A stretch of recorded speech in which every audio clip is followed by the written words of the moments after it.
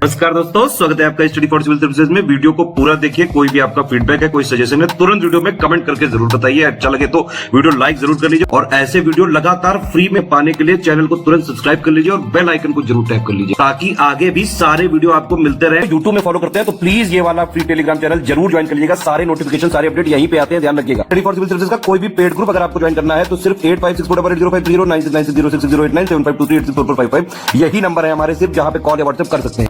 Instagram पे हमारा page जरूर फॉलो कर लीजिएगा, studyforcivil.services है। ट्विटर पे हमको जरूर फॉलो कर लीजिएगा, @studyforcivils है। सारे क्वेश्चन अटेम्प्ट करिए और स्कोर अपना तुरंत कमेंट करके बताइए। चलिए इसमें देखते हैं। हाल ही में नासा के जेम्स वेब टेलीस्कोप ने पृथ्वी के आकार के अपने पहले एक्सोप्लैनेट जिसका नाम है LHS 475b है ना, इसकी खोज की है। तो आपको पता होगा कि पहले जो सबसे कह लीजिए पावरफुल हमारा टेलीस्कोप था विश्व में, उसका नाम था हबल। ठीक, अब हो गया है जेम्स वेब जो कि नासा का है। तो इसको लॉन्च कब किया गया था, यहाँ पे क्वेश्चन ये है। उससे पहले ये ध्यान रखेंगे कि इसने पृथ्वी के आकार के जो अपनी पहली एक सर्च की है उसमें एक एक्सोप्लैनेट यहाँ पे जो नाम है LHS 475b इसको खोजा है। तो इस नाम को भी ध्यान रखेंगे। और जो ये लॉन्च किया गया था हबल को, माफ़ कीजिएगा, नहीं जेम्स वेब को, ठीक, ये पूछा जा रहा है ना, तो ये दिसंबर 2021 में। ठीक, तो इसमें देखिए डी विकल्प करेक्ट हो जाएगा। किसान विकास पत्र एक स्मॉल सेविंग स्कीम थी, ठीक है, इसको लॉन्च किया गया था। तो लॉन्च किया था किसने? इंडिया पोस्ट ने, ठीक है, जो डाक विभाग है भारत सरकार का। तो पूछा जा रहा है किस वर्ष में लॉन्च किया गया था, तो 1988 में। इसमें देखें हाल ही में जारी ग्लोबल फायर पावर इंडेक्स 2023 में अमेरिका शीर्ष पर है। भारत की रैंकिंग क्या है? तो ग्लोबल फायर पावर इंडेक्स जो है ये देशों को उनकी जो मिलिट्री स्ट्रेंथ है, क्या उसका पोटेंशियल है, उसके बेसिस पे रैंकिंग देता है। तो वही रिलीज हुआ था। तो इसमें कुल 145 देशों को शामिल किया गया, जिसमें रैंक 1 है यूएस का, रैंक 2 है रशिया का, 3rd है चाइना का और 4th है इंडिया का। ठीक, यूनेस्को ने इस वर्ष यानी कि 2023 का अंतर्राष्ट्रीय शिक्षा दिवस अफगान बालिकाओं और महिलाओं को समर्पित करने का निर्णय लिया है, जो कब मनाया जाता है। तो अफगानिस्तान में तालिबान के आने के बाद से आपको पता है कि फंडामेंटल राइट्स और तमाम तरह के जो वायलेशंस हैं लगातार हो रहे हैं। तो उसी क्रम में महिलाओं के शिक्षा और इस तरह के अवसर को बढ़ावा देने के लिए जो 2023 का इंटरनेशनल डे ऑफ एजुकेशन है उसको डेडिकेट किया गया है। तो इसमें ध्यान रखिएगा अफगानिस्तान देश का नाम। और इंटरनेशनल डे ऑफ एजुकेशन हम मनाते हैं 24 जनवरी को।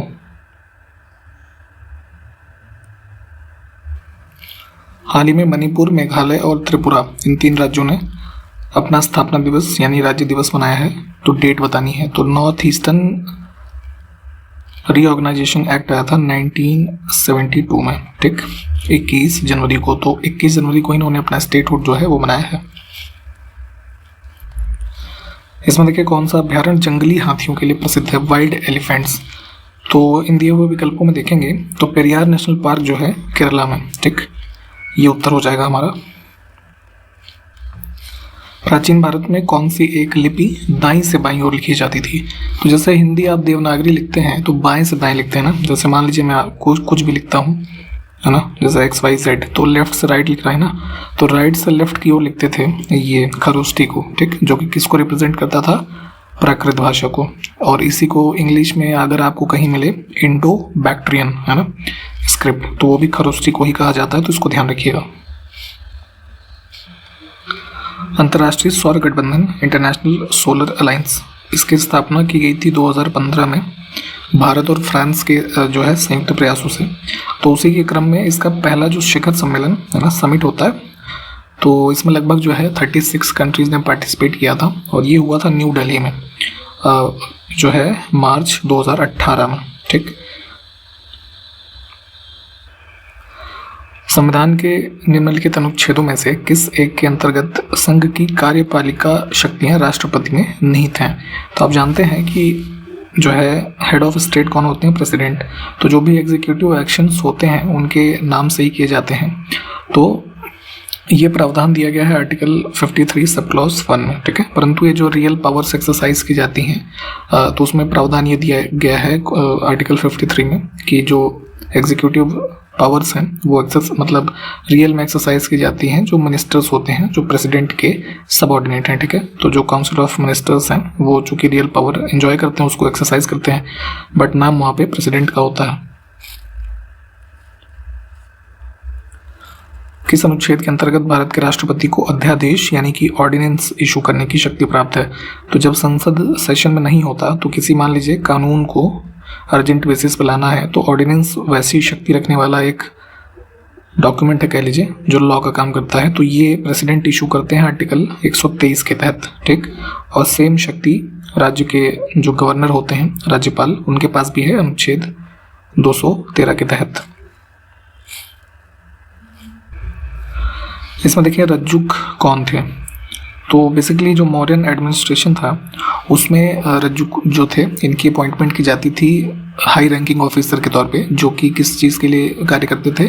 जो लैंड मेजरमेंट होता था, ठीक है, उसका एक तरीके से कह लीजिए चेक करते थे और उसको मेंटेन करते थे कि कहाँ पे क्या उसमें दिक्कत है या नहीं है, ठीक है। उसके लिए ये लोग जो है असाइन किए जाते थे। तो ध्यान रखेंगे, विकल्प बी को चुनेंगे हम। इसमें देखिए कालसी किस लिए प्रसिद्ध है ये बताना है। तो कालसी जो है यहाँ उत्तराखंड के देहरादून में स्थित है, ठीक। तो यहाँ से ये अशोक के शिलालेख जो है इनकी सूचना में मिलती है, इस वजह से ये मतलब ज़्यादा जाना जाता है। वह यहाँ पे पूछा गया था, सी विकल्प को चुनेंगे हम।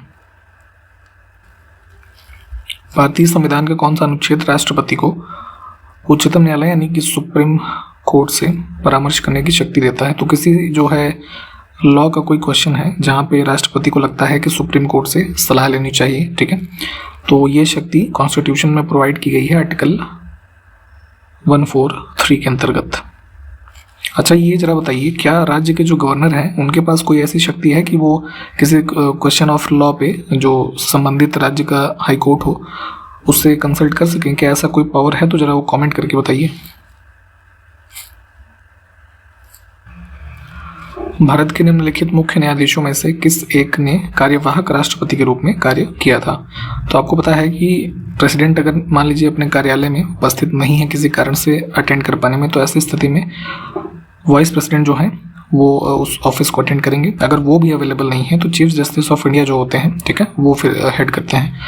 तो एक ये स्थिति बनी थी 1969 में, जब प्रेसिडेंट थे जाकिर हुसैन, वो डेथ हो गई थी उनकी। तो उसके बाद वीवी गिरी जो है उन्होंने एक्टिंग प्रेसिडेंट के रूप में कार्य किया और बाद में उन्होंने रिजाइन कर दिया था क्योंकि उनको जो है प्रेसिडेंट का इलेक्शन जो है कॉन्टेस्ट करना था। तो ऐसी स्थिति में चीफ जस्टिस ऑफ इंडिया थे जस्टिस एम हिदायतुल्ला, ठीक है। तो उन्होंने भारत के प्रेसिडेंट के रूप में ऑफिशिएट किया था। तो वही पूछा गया है, बी विकल्प को चुनेंगे। इसको देखिए, मौर्य काल में सीता से क्या तात्पर्य है, ठीक है। सीता एक टर्म जो है यूज किया जाता था मौर्यन पीरियड में। तो जो हमारा रूरल एरियाज से लैंड रेवेन्यू जो कह लीजिए रिसीव किया जाता था, ठीक है, तो उसके लिए एक टर्म यूज होता था, ठीक। तो यहाँ पे रेवेन्यू फ्रॉम क्राउन लैंड जो लिखा है ये करेक्ट हो जाएगा।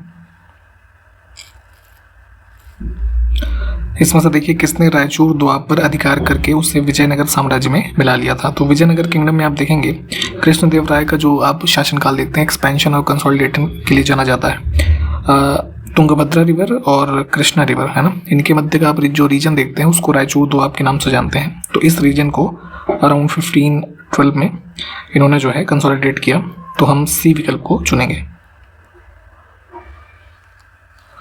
वकीलों के स्वर्ग के रूप में भारतीय संविधान की आलोचना जो है किसने की? तो ब्रिटिश लॉयर थे आइवोर जेनिंग्स, है ना। इन्होंने इसको क्रिटिसाइज किया था इंडियन कॉन्स्टिट्यूशन को, क्योंकि देखेंगे मोस्टली खैर कॉन्स्टिट्यूएंट असेंबली के फॉर्मेशन में जो ये लोग थे वो खुद लॉयर थे और हमारे कॉन्स्टिट्यूशन की जो लैंग्वेज है वो काफ़ी कॉम्प्लेक्स और एक लेंदी डॉक्यूमेंट जो बनाती है लीगल टर्म्स को यूज़ करते हुए। तो इसी वजह से इसको यहाँ पे जो है पैराडाइज ऑफ द लॉयर्स या फिर वकीलों के स्वर्ग के रूप में संविधान को आलोचना की थी इन्होंने, आइवोर जेनिंग्स ने। प्रसिद्ध पर्यटन स्थल कोडाई कनाल कहाँ पे स्थित है? तो ये तमिलनाडु में एक हिल स्टेशन है, वेस्टर्न घाट का ही पार्ट है, पॉलनी हिल्स में, ठीक है। लगभग 7000 फीट की एलिवेशन है। शाहजहां और बीजापुर के सुल्तान मोहम्मद आदिल शाह के मध्य शांति संधि किस वर्ष में हुई थी? तो आदिल शाह जो है इसने असिस्ट किया था जो मुगल्स को अहमदनगर सल्तनत के जो ऊपर कैंपेन्स वगैरह इन्होंने की थी, तो उसी के संबंध में इनके बीच जो है शांति की संधि हुई थी 1636 में। ठीक, सी विकल्प को चुनेंगे। और ये आदिल शाह जो है आप जानते हैं कि इनकी मृत्यु के पश्चात ही इनको जो है गोल गुम्बज जो है ना, कर्नाटका में कई बार पूछा जाता है, उसमें इनको दफनाया गया है, तो ये भी ध्यान रखिएगा। ह्वेनसांग जो कि एक चाइनीज यात्री था, तो इसने कश्मीर की यात्रा किसके शासनकाल में की थी ये बताना है। तो जैसे आप हर्षवर्धन के टाइम पीरियड का जानते होंगे कि इसके कोर्ट में इसने यात्रा की थी ह्वेनसांग ने, तो वैसे ही कश्मीर में एक जो है हिंदू डायनेस्टी जो है फाउंड की गई थी दुर्लभ वर्धन के द्वारा। ठीक, तो इनके शासनकाल में जो है इसने ह्वेनसांग ने यहाँ पे यात्रा की थी। दिल्ली के नज़दीक दीन पनाह नगर की स्थापना किसने की थी? तो ये जो है अराउंड 1533 में हुमायूं का टाइम पीरियड है ना, तो हुमायूं के द्वारा एस्टेब्लिश किया गया था। हालांकि बाद में शेर शाह सूरी के द्वारा इसको डिसमेंटल किया गया एक तरीके से, परंतु अभी भी आप जो जानते हैं जो दिल्ली में पुराना किला का रीजन है ना, पुराना किला पाया जाता है, तो वही था लगभग यमुना नदी के किनारे का दीन पनाह। देखिए, मानव मूत्र का पीला रंग होने का कारण क्या है ये बताना है। तो येलो कलर आप जो देखते हैं यूरिन का, वो क्या होता है कि एक पिगमेंट पाया जाता है यूरोक्रोम, है ना, या यूरोबिलिन भी इसको कई बार लिखा हुआ मिलेगा। तो ये क्या होता है कि आपका जो ये होता है ये हीमोग्लोबिन, ठीक है, तो ये ब्रेकडाउन प्रोडक्ट ऑफ हीमोग्लोबिन के रूप में आप समझ सकते हैं, जो कि किसका पार्ट है, डेड आरबीसीज का। ठीक, तो ध्यान रखेंगे दोनों टर्म को, यूरोक्रोम और यूरोबिलिन। भारत का प्रथम उर्वरक संयंत्र है ना, फर्टिलाइजर प्लांट कहाँ लगाया गया था? तो वर्तमान का जो धनबाद है झारखंड में, यहाँ पे जगह है सिंदरी, है ना, इसमें स्टैब्लिश किया गया था। निम्नलिखित को उत्तर से दक्षिण की ओर व्यवस्थित करना है। तो नॉर्थ, इसमें जम्मू कश्मीर में आप देखेंगे तो ये प्लेसेस यहीं पे सारे हैं। तो सबसे नॉर्थ में है गिलगिट, है ना, गिलगिट बाल्टिस्तान, ये जो पीओके वाला रीजन है यहाँ पे। इसको देखिए मैप में देख लीजिएगा, ऐसे बता भी देंगे तो कोई आपको ज़्यादा समझ में नहीं आएगा। ठीक है, तो ऊपर में गिलगिट है, उसके बाद कारगिल आ जाएगा, फिर जम्मू है और फिर कठुआ, है ना, 1 4 3 2। प्लीज़ इसको एक बार मैप में देख लीजिए, ये उत्तर हमारा करेक्ट होगा फिलहाल। इसमें देखिए किस राज्य में कोल बेड मीथेन के उच्चतम संसाधन है? तो कोल बेड मीथेन होता क्या है? एक अनकन्वेंशनल फॉर्म होता है नेचुरल गैस का, ठीक है, जो कहाँ पाया जाता है, जो कोल डिपॉजिट्स होते हैं मोस्टली उनमें। तो अब यहाँ पे इसको हम देखेंगे तो इन दिए हुए राज्यों में सबसे ज़्यादा जो, हालांकि वैसे भी भारत के जो सबसे ज़्यादा कोल बेड मीथेन के संसाधन है वो झारखंड में पाए जाते हैं। इसमें देखिए कौन सा राज्य क्रोमाइट और ग्रेफाइट का सबसे बड़ा उत्पादक राज्य है? तो ग्रेफाइट और क्रोमाइट जो कि एक और होता है ना, इसका क्रोमियम का, ये दोनों संबंधित हैं ओडिशा राज्य से। इसमें देखिए लौह अयस्क उत्पादक स्थल बारबिल कोयरा घाटी किस राज्य में स्थित है? तो काफ़ी जो है फेमस साइट है आयरन ओर के प्रोडक्शन के लिए, इसमें ओडिशा में।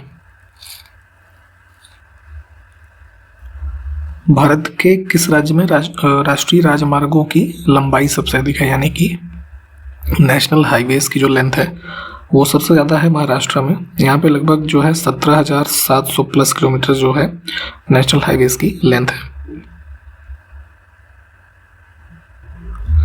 इसमें देखिए कौन सा बंदरगाह बंगाल की खाड़ी में सबसे बड़ा बंदरगाह है? तो इधर आप इस रीजन में देखेंगे तो पहले इसको मद्रास पोर्ट से नाम से जानते थे, अब जो है चेन्नई पोर्ट, ठीक है। तो ये ऑपरेशनल है अराउंड 1880-1 AD से, ठीक है। तो ये जो है सबसे बड़ा है और सबसे पुराना भी है, ठीक। इसमें 3 नदियां दी हुई हैं कि कौन सी उत्तर प्रदेश राज्य से होकर के गुजरती है। तो टोंस ये देखेंगे आप जो है प्रयागराज में, प्रयाग से गंगा नदी से मिल जाती है। कर्मनासा भी उत्तर प्रदेश में बहती है, वरुणा भी बहती है, तो तीनों सही हो जाएंगी। On the origin of species पुस्तक किसके द्वारा लिखी गई?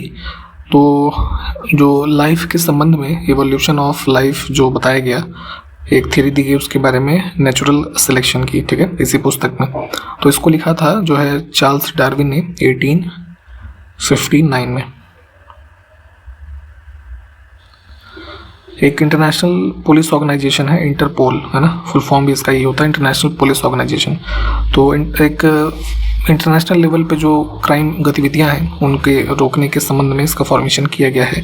तो इसमें भारत की तरफ से जो बॉडी इंडिया को रिप्रेजेंट करती है इसमें वो कौन सी है, तो ये है CBI, है ना, central bureau of investigation.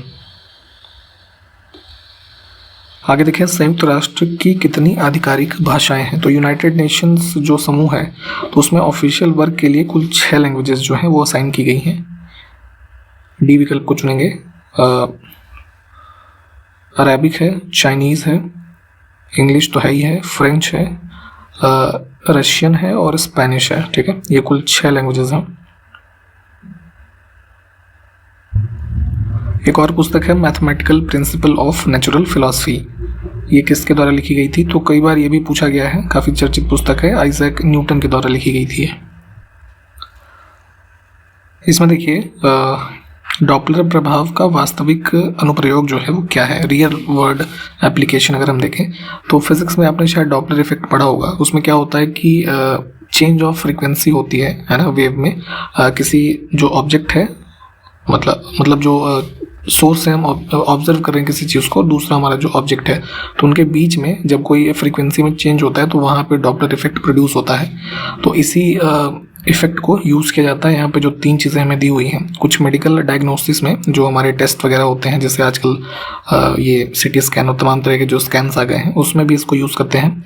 Weather को फोरकास्ट करने में जो सैटेलाइट्स वगैरह होती हैं, आर्टिफिशियल सैटेलाइट्स, उसमें यूज़ करते हैं। स्पीड गन से कॉन्सेप्ट ये है कि जैसे हाईवेज़ पे ये जो मोटर व्हीकल्स हैं उसके स्पीड को ट्रैक करने के लिए, है ना, रेडार गन जो है इंस्टॉल की जाती है, तो उसमें भी इसको यूज़ करते हैं। तो तीनों ही जो हैं एग्जाम्पल्स हैं डॉपलर इफेक्ट के, तो इनको तीनों एग्जाम्पल को याद रखेंगे। ये चीज़ें अलग अलग रूप से भी पूछी जाती हैं। इसमें देखिए इवेंट होराइजन शब्द जो है किस घटना से संबंधित है इसमें से, तो ब्लैक होल अगर आपने पढ़ा हो जो है एस्ट्रोनॉमिकल एक्टिविटीज़ के संबंध में, तो ब्लैक होल से संबंधित क्या होता है कि जब ये हमारा एस्केप वेलोसिटी जो होती है वो स्पीड ऑफ लाइट को, है ना, एक्सीड कर जाती है और हमारा कोई ऑब्जेक्ट जो है हमेशा के लिए ब्लैक होल में जो है ट्रैप हो जाए, तो उसके संबंध में यहाँ पे इवेंट होराइजन जो है इसको यूज़ किया जाता है। तो थोड़ा इसको चाहे तो डिटेल में एक बार पढ़ लीजिएगा प्लीज़।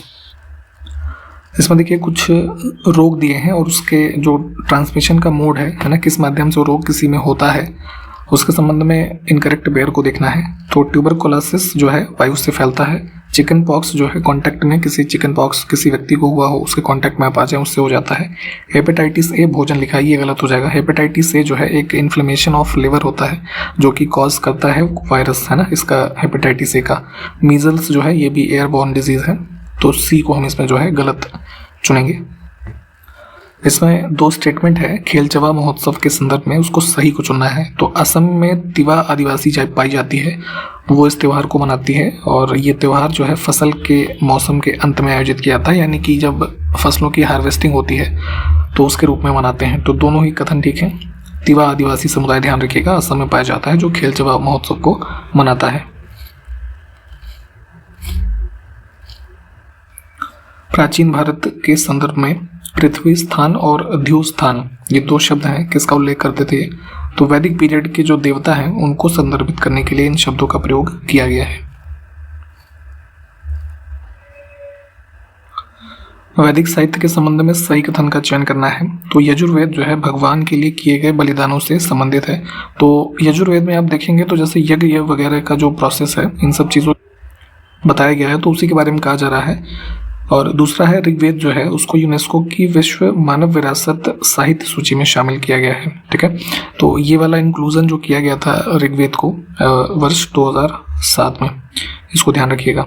ठीक है, तो दोनों कथन हमारे जो है वो ठीक हैं।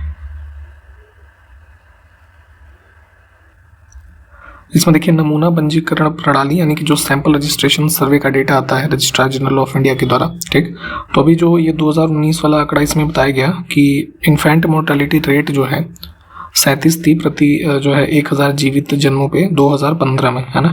तो अब वो घट करके 1000 जीवित जन्मों पे कितनी हो गई है, 30। ठीक, 2019 में। तो इसको ध्यान रखेंगे, यहाँ पे ए विकल्प को चुनते हैं।